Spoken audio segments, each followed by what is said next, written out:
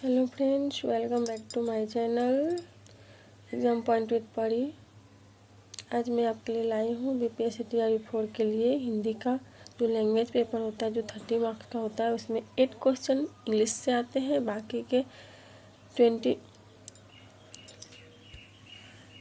Question सबसे पहले आपका इंग्लिश का होता है और उसके बाद जो क्वेश्चन है वो हिंदी ग्रामर से होते हैं।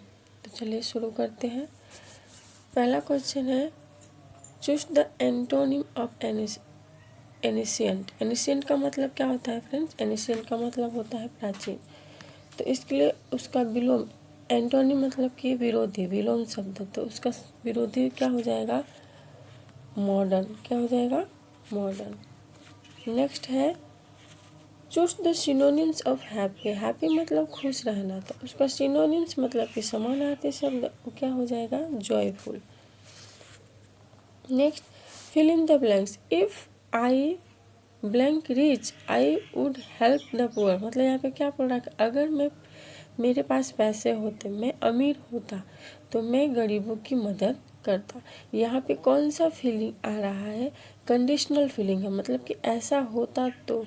इसलिए यहाँ पे क्या यूज़ किया जा सकता है? आई के बाद वेर यूज़ किया जा सकता है। चलिए 4 है, choose the correct synonyms of brave. Brave मतलब क्या होता है? बहादुर। तो बहादुर का सिनोनिम्स क्या हो जाएगा? समानार्थी शब्द। बहादुर मतलब कि फियरलेस, जिसको डर नहीं लगता। Next, choose the correct error free sentence. मतलब कि इस जो सेंटेंस दिया है इसमें से सही वाक्य को चुनिए। तो देखिए क्या है, पहला है सी डोंट लाइक टी, बी है सी डजंट लाइक टी, सी है सी डजंट लाइक टी, डी है सी नॉट लाइक टी। इसमें से एरर फ्री सेंटेंस कौन सा होगा?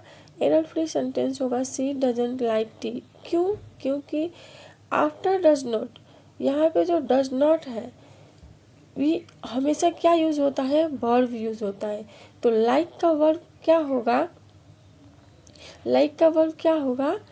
लाइक्स नहीं होगा, लाइक ही होगा। क्रिया क्या है? लाइक। तो आपका करेक्ट आंसर हो जाएगा क्या? She doesn't like tea. Choose the correct passive voice.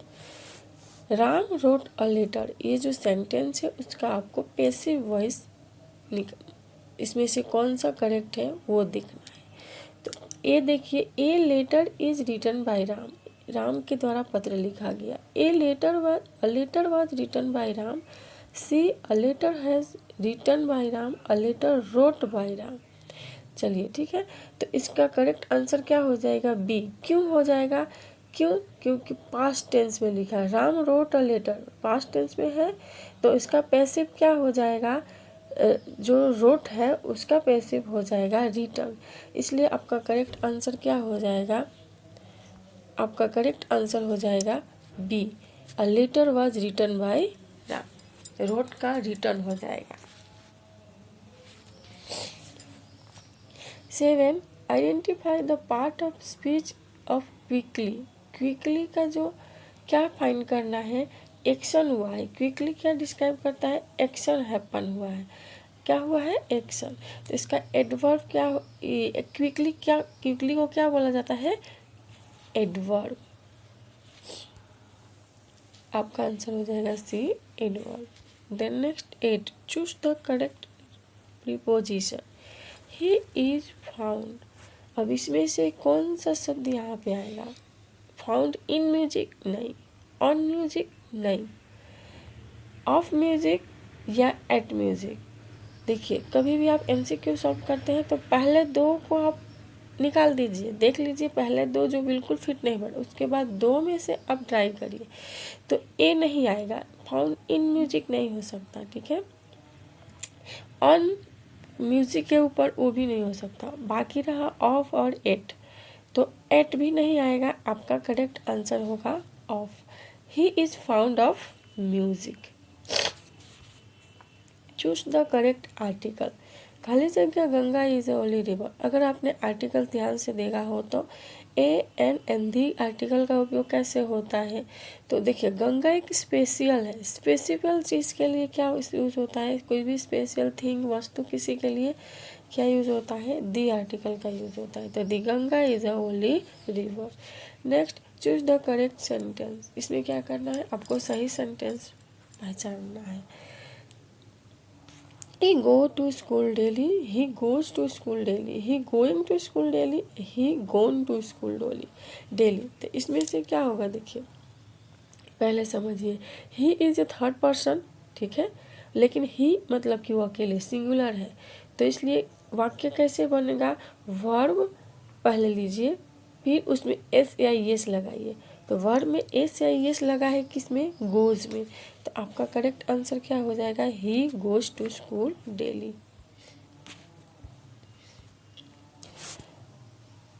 जल, अब हिंदी का क्वेश्चन देखेंगे। ऐसे तो आपके एग्ज़ाम में इंग्लिश के सिर्फ 8 क्वेश्चन होते हैं और जो बाकी 22 है वो हिंदी के क्वेश्चन होते हैं, लेकिन मैं यहाँ पे एक्स्ट्रा लेके आई हूँ ताकि आपका प्रैक्टिस ज़्यादा हो सके, आप बेटर प्रैक्टिस कर सकें। तो चलिए देखते हैं, जल किस संज्ञा का उदाहरण है, तो जल क्या है, द्रव्य है, इसलिए यहाँ पे आंसर क्या हो जाएगा, आपका आंसर क्या हो जाएगा, द्रव्यवाचक। देन नेक्स्ट इज, इतना पानी में इतना क्या है, इतना क्या बताता है, इतना परिमाण बताता है, क्या वस्तु की प्रमाण कितना है, परिमाण। लिखना किस प्रकार की क्रिया है, लिखना किस प्रकार की क्रिया है, लिखना एक अच्छी बात है, सक्रमक क्रिया है। का के की किस कारण के चिन्ह, अगर आपने याद किया हो तो कर्ता ने कर्म को करण से कारण, तो इस ये पूरा कारक है, 8 कारक है, इसमें इसका आंसर क्या होगा, का के किस में आता है, तो वो आता है संबंध कारक में, किस में आता है, संबंध कारक में। कनक कनकते 100 गुनी में कौन सा अलंकार है, इसमें कनक कनक, ये कनक मतलब कि मोती और ये कनक नाम कंपेरिजन, तो क्या आएगा, यमक, करेक्ट आंसर हो जाएगा आपका यमक। अतिशयोक्ति, वह इतना रोया कि नदी बह गई। अतिशयोक्ति अलंकार कब यूज होता है, जब किसी बात को बढ़ा चढ़ा के बोला जाए। तो यहाँ पे वो इतना रोया कि नदी बह गई, एक्चुअली में कोई रोएगा तो नदी नहीं बहेगी, लेकिन यहाँ पे ऐसा बोल रहा है कि वह इतना रोया कि नदी बह गई। तो इसका करेक्ट आंसर बढ़ा चढ़ा के बोलना मतलब आपका हो जाएगा अतिशयोक्ति। क्रोध का भाव में कौन सा रस होता है, जैसे कोई भी व्यक्ति क्रोधी है, क्रोध में है, तो उसका कौन सा रूप देखने को मिलता है, रौद्र रूप देखने को मिलता है। विद्यालय का संधि विच्छेद कीजिए, विद्यालय का संधि विच्छेद कीजिए, क्या होगा, विद्या प्लस आलय, क्या होगा, विद्या प्लस आलय। नेक्स्ट, दशानन में कौन सा समास है, अब ये भी देखिए क्या बोल रहा है, दशानन में कौन सा समास है, दशानन मतलब संख्या आया 10, जब भी संख्या आए तो क्या आएगा, द्विगु समास आता है। राम लक्ष्मण में कौन सा समास है, राम लक्ष्मण में कौन सा, राम और लक्ष्मण दोनों इम्पोर्टेंट है, जब हमेशा बोलते हैं कि जब दोनों जो दिन रात माता पिता, तो क्या आता है, द्वंद्व समास आता है। गीतिका किस प्रकार का छंद है, तो गीतिका आपका मात्रिक छंद है। छंद 2 प्रकार के होते हैं, वार्णिक और मात्रिक। यहाँ पे गीतिका क्या है, मात्रिक छंद है। छंद में के कितने मुख्य भेद होते हैं, 2 होते हैं, वार्णिक और मात्रिक, मैंने अभी बताया। चौपाई में कितनी मात्राएं होती है, सारे क्वेश्चन इम्पोर्टेंट है, प्रीवियस ईयर के बेस पर ही लाए गए हैं। मैंने एक पहले प्रैक्टिस सेट बनाया था, ये सेकेंड प्रैक्टिस सेट है। तो चौपाई में कितनी मात्राएं होती हैं, चौपाई में 16 की मात्राएं होती हैं। छंद किससे संबंधित है, छंद किससे संबंधित है, तो छंद जो है आपका लय और मात्रा से संबंधित है। भारत भारती के लेखक कौन है, लेखक में से भी 1-2 क्वेश्चन आता ही है।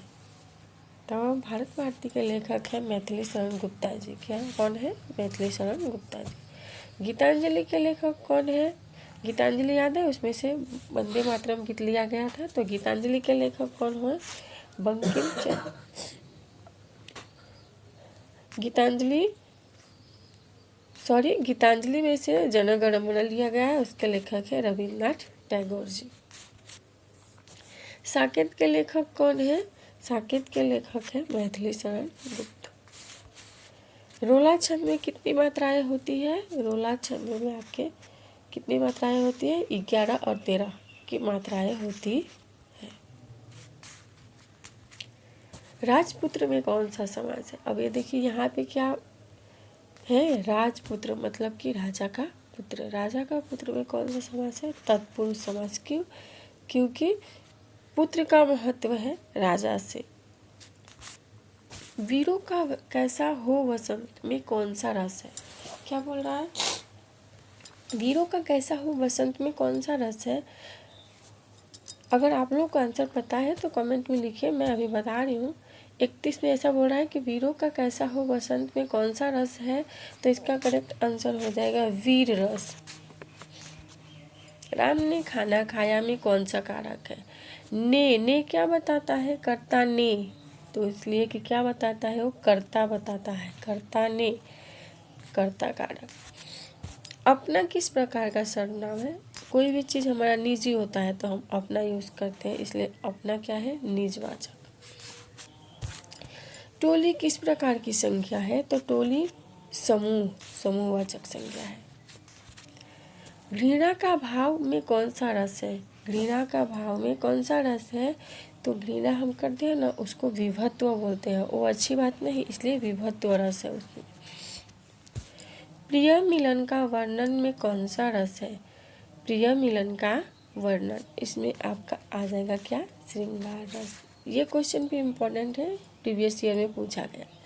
परिमल के रचनाकार कौन है? तो परिमल की रचना किसने की है? निराला ने।